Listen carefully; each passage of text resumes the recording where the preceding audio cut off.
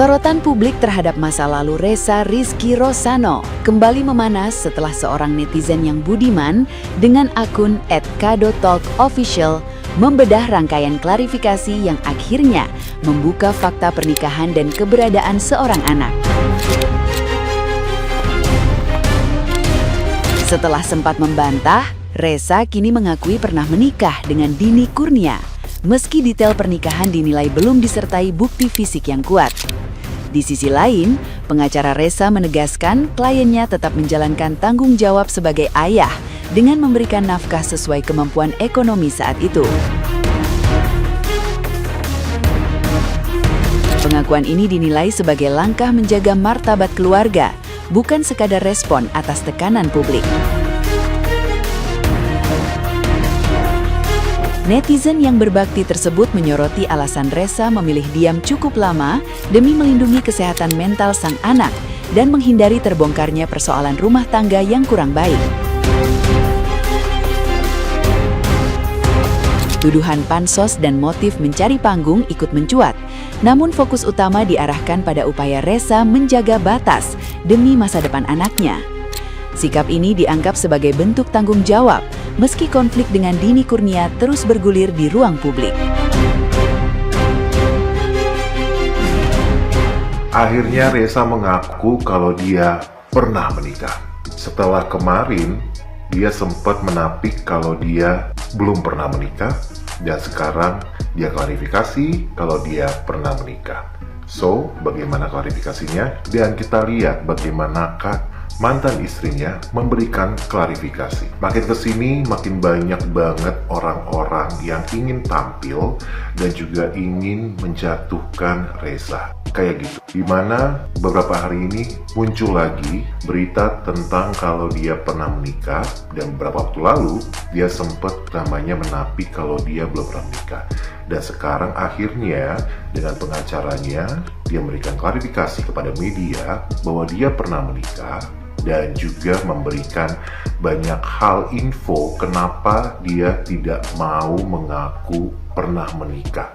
Dan kalau misalnya kalian lihat ya klarifikasi dari mantan istrinya, aku agak sedikit agak sedikit lucu gitu loh. Menikah 2020 atau enggak 2021. Tapi dia tidak menyimpan buktinya. Dan juga dia masih mencari-cari seperti itu, mencari-cari bukti bahwa mereka pernah menikah. Itu satu poinnya. Yang kedua, kalau misalnya kalian nonton ini, kalian akan melihat ada kata-kata unmoral. Unmoral itu adalah satu kata-kata yang dimana memang kata-kata yang tidak wajar, tidak baik konsepnya, dan juga mungkin agak sedikit jahat seperti itu.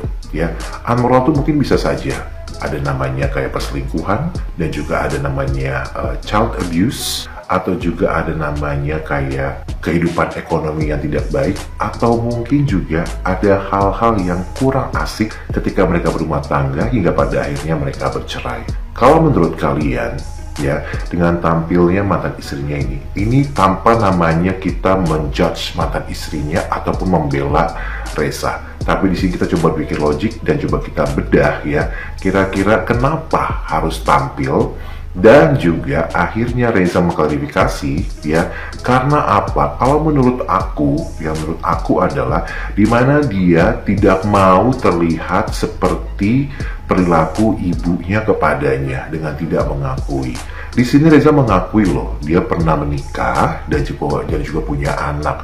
Dan di sini juga menurut versi pengacaranya ya, Ressa itu memberikan nafkah kok. Sekarang kita mikir logikanya seperti ini ya.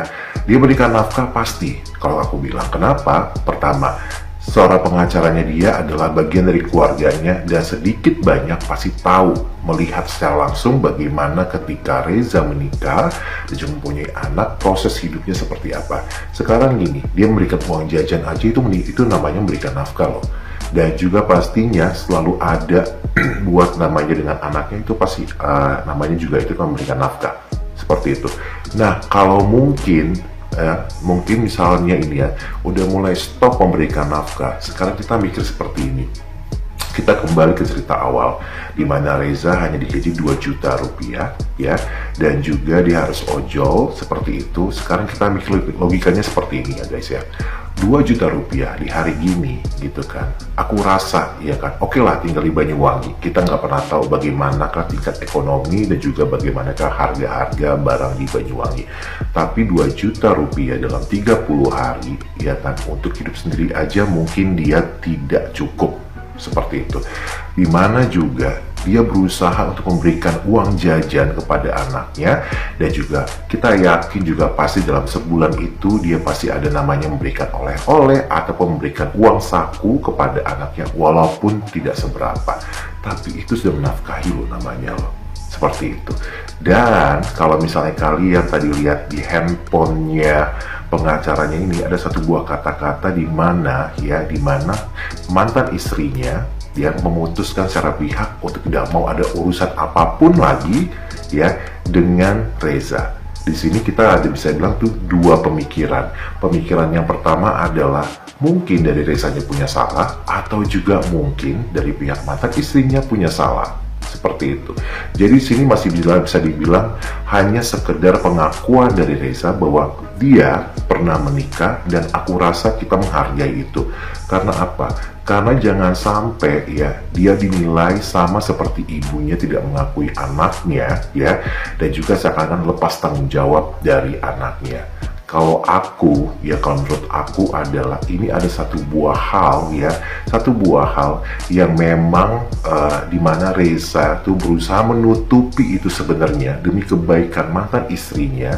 Karena tadi seperti kata-kata pengacaranya, kalau misalnya kita blow up akan ada tindakan amoral yang aku rasa ya, yang kata pengacaranya rasa adalah anaknya bisa ditarik dan bisa dirawat oleh Reza.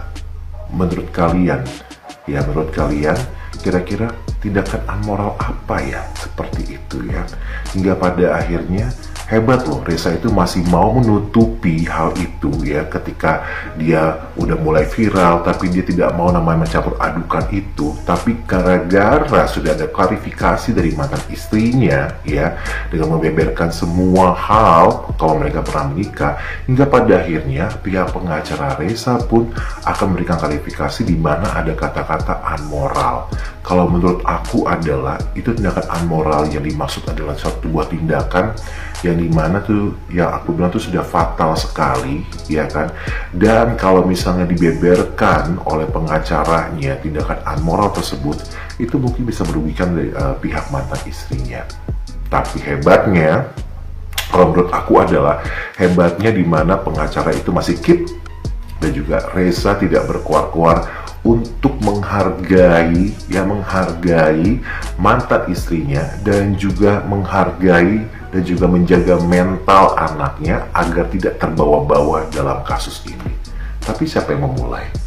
Mantan istrinya yang memulai atau Reza dengan memberikan klarifikasi? Dan siapa yang memunculkan ya berita bahwa Reza pernah menikah, dan tujuannya apa? Silahkan komen di bawah teman-teman dan juga sahabat-sahabat Kodetok. Kapun kap. Nah, gimana nih menurut netizen yang terhormat? Silahkan berkomentar ya.